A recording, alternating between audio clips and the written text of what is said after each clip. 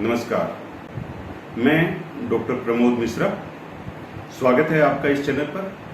पिछले वीडियो में हमने भोजन के 10 नियम देखे थे, उसी पर कुछ और आगे बात करते हैं। उन 10 नियमों के साथ साथ हमें और भोजन के से संबंधित क्या उपदेश आयुर्वेद देता है उसके बारे में देखते हैं। पिछले वीडियो में हमने बात की थी गुरु भोजन और लघु भोजन की। गुरु भोजन वो है जो गरिष्ठ हो, पचने में आपको दिक्कत देता हो।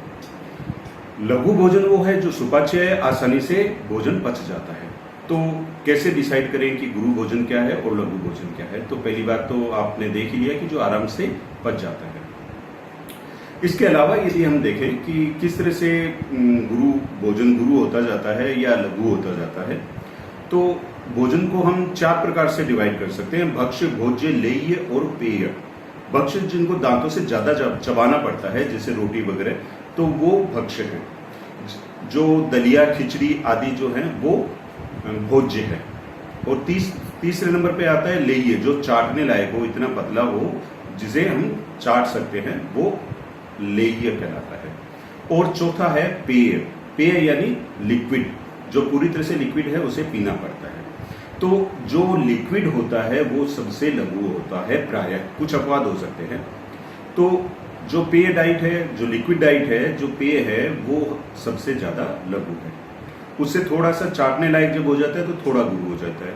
उसके बाद जैसे जो चावल, दलिया, खिचड़ी आदि है वो उससे थोड़ा सा गुरु हो जाता है। और जो रोटी, पिष्टमय यानी आटे से जो बनी हुई चीजें हैं जिन्हें चबाना पड़ता है, वो थोड़ी और गुरु हो जाती है। जरूरी नहीं है, जैसे हलवा है वो चाटने लायक है लेकिन फिर भी गुरु होता है क्योंकि उसमें घी और चीनी की मात्रा होती है। तो ये एक अपवाद भी होते हैं। एक सामान्य नियम है कि एक ही वस्तु को कैसे वो गुरु और लघु हो सकती है। तो बात करते हैं कि जब बीमार आदमी होता है, उसकी जठराग्नि मंद होती है, डाइजेशन पावर वीक होता है, तो वहाँ लिक्विड डाइट प्रेफर करते हैं। सबसे पहले हम लिक्विड डाइट पे लाते हैं।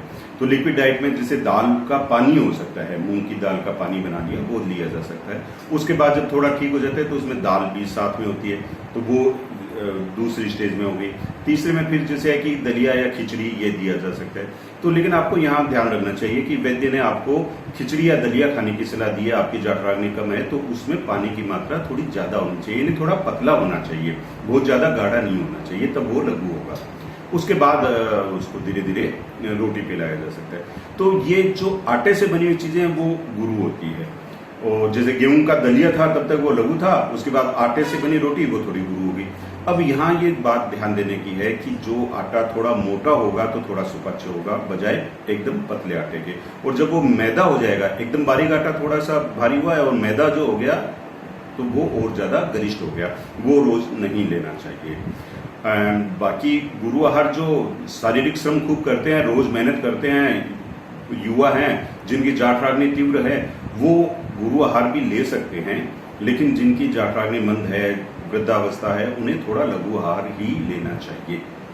और गुरु आहार अगर लेते हैं तो अपने भूख से आधा ही लेना चाहिए। लघु आहार है तो वो थोड़ा हम ज्यादा 1/3 वाला नियम फॉलो कर सकते हैं। लेकिन अगर गुरु आहार है तो थोड़ा कम खाएं और कम खाएं। इसमें जैसा गुजरात वगैरह में परंपरा भी है कुछ जगह कि कुछ रोटी के बाद में कुछ चावल, दलिया, कुछ न कुछ इस तरह की चीजें ली जाती है। तो वो चीज भी बढ़िया है कि आपका पिष्टमय जो आटे से बनी हुई चीजें वो कम हो जाती है, और गेहूं का दलिया, चावल, इस तरह की चीजें थोड़ी वो हो जाती है, थोड़ा लिक्विड हो जाता है, तो वो ज्यादा ठीक रहता है। अब मैं दूसरा नियम बात करता हूँ इसमें कि हमें क्या चीजें हैं जो रोज नहीं खानी चाहिए। तो देखिए, रोज नहीं खाने वाली चीजों के लिए आयुर्वेद में स्पष्ट बताया है कि जैसे सूखा साग, सूखा हुआ मांस, ये चीजें आपको रोज नहीं खानी चाहिए। कमल डंडी की सब्जी, वो भी रोज नहीं खानी चाहिए। इसके अलावा मलाई, पनीर, चीज, इस तरह की चीजें, छेना, ये आपको रोज नहीं खानी चाहिए। उड़द की दाल भी रोज नहीं खानी चाहिए।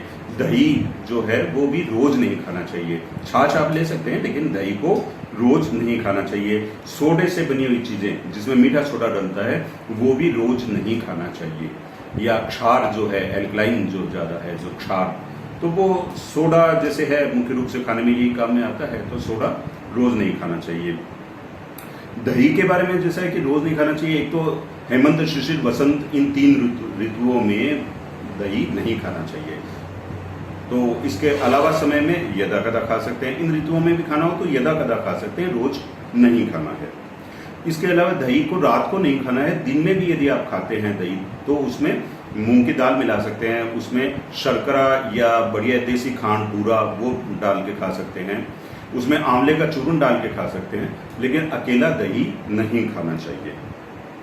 तो ये चीजें रोज नहीं खानी चाहिए। तो रोज क्या क्या खा सकते हैं, अब मैं आपको बताता हूँ। रोज खाने वाली चीजें जैसे साठी चावल, शाली चावल, मूंग की दाल, सेंधा नमक। सेंधा नमक रोज खाया जा सकता है। समुद्री नमक को ज्यादा बढ़िया नहीं माना गया है आयुर्वेद में, तो सेंधा नमक आप रोज खा सकते हैं। आंवले को आप रोज खा सकते हैं, सर्दी गर्मी किसी भी मौसम में आंवले को आप रोज खा सकते हैं। उसके बाद अनाज में जैसे जौ है, जौ आप खा सकते हैं रोज। गेहूं से भी पहले जौ को लिया गया है। बरसात का पानी जो है वो आप पीने में श्रेष्ठ है। किसी भी आरओ का या किसी भी तरह से फिल्टर किया हुआ पानी इतना बढ़िया नहीं है जितना बरसात का पानी ठीक है। बरसात का पानी आप रोज ले सकते हैं। गाय का दूध आप रोज ले सकते हैं। गाय का घी रोज ले सकते हैं। द्राक्षा यानी मुनक्का, बड़ी वाली किशमिश, ये आप रोज ले सकते हैं। परवल की सब्जी रोज ले सकते हैं। दाड़िम यानी अनार, अनार को आप रोज ले सकते हैं। ऐसा फल है जिसे लेने में कोई नुकसान नहीं है। इसके अलावा आजकल चूंकि प्रचलन में गेहूं है तो गेहूं भी रोज लिया जा सकता है, लेकिन इसकी क्वालिटी आप देख लें क्योंकि जीन में काफी परिवर्तन हो चुके हैं अधिक पैदावार के लिए। तो अगर अच्छी किस्म का हो तो गेहूं भी रोज लिया जा सकता है। इसके अलावा आप अदरक के छोटे छोटे टुकड़े करके उसमें सेंधा नमक थोड़ा डाल लें तो ये भोजन के पहले रोज अगर लेते हैं तो आपका डाइजेशन पावर ठीक रहेगा, आपकी जाट रागनी ठीक रहती है। तो ये चीजें हम रोज ले सकते हैं। अब अगले नियम पर आता हूं मैं। भोजन नियत समय पर करें। काल भोजनम आरोग्य कराना। हमेशा निश्चित टाइम पर भोजन करना स्वास्थ्य के लिए बढ़िया रहता है। अब निश्चित समय का भोजन का मतलब है कि आपका सुबह शाम का टाइम निश्चित रहे। इसके अलावा बीच बीच में कुछ नए खाएं, ये भी इसी में शामिल है कि बीच बीच में हर थोड़ी देर में कुछ खा लेते हैं तो वो ठीक नहीं है। नियत समय जो है भोजन का उसी समय भोजन करना चाहिए, ये नहीं कि थोड़ी थोड़ी देर में कुछ खाते रहें। अब अगला एक नियम जो मैं बात करने जा रहा हूँ वो है भोजन के समय पानी की। बहुत से लोग कहते हैं कि भोजन के समय पानी बिल्कुल नहीं पीना चाहिए, भोजन करने के बाद में पानी पिए, भोजन के समय आप पानी पीते हैं तो ठीक नहीं। दरअसल आयुर्वेद में ऐसा कुछ नहीं कहा। ये आपकी आवश्यकता पर है कि आपको कितनी आवश्यकता है, आपका भोजन किस तरह का है। अगर भोजन में आपकी लिक्विड डाइट है जैसे कि छाछ है, दाल है, इस तरह की चीजें हैं तो आपकी जरूरत ही कम होगी। अगर आपकी जरूरत होती है तो आप बीच में भोजन में बीच बीच में पानी पी सकते हैं। जैसा कि कहा गया है अजीर्णे भेषजम वारी जीर्णे वारी बलप्रदम भोजने चामृतम वारी भोजनांते विषप्रदम। तो भोजन के बीच बीच में आप पानी अमृत की तरह है। जैसा कि आप अगर एक तरह का टेस्ट की चीजें खा रहे हैं फिर दूसरे टेस्ट की चीज खा रहे हैं तो बीच में अगर आप 1-2 बूंद पानी पीते हैं तो ठीक है। भोजन के तुरंत बाद भी अगर आप 1-2 बूंद पानी पीते हैं तो कोई दिक्कत नहीं है। भोजनांते विषप्रदम का मतलब है कि भोजन करते ही बहुत सारा पानी पीना जो है वो ठीक नहीं है। तो भोजन के तुरंत बाद बहुत सारा पानी नहीं पीना, आप अपनी आवश्यकता के अनुसार भोजन के बीच बीच में 1-2 बूंद ले सकते हैं। पानी की कोई मना नहीं है। लिक्विड डाइट रहनी चाहिए भोजन के साथ में। अब आते हैं भोजन के बाद में क्या करना है।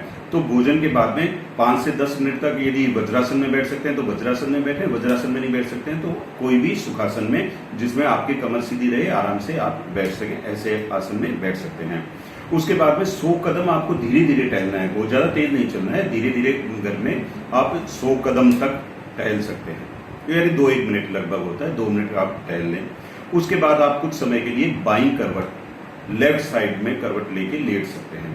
इस समय आप जो है अपना मनपसंद संगीत भी सुन सकते हैं। जो मैंने आपका भोजन के समय टीवी या मोबाइल बंद करवा दिया था, आपका मनप्रिय कार्यक्रम आप इस समय देख सकते हैं, सुन सकते हैं, संगीत सुन सकते हैं।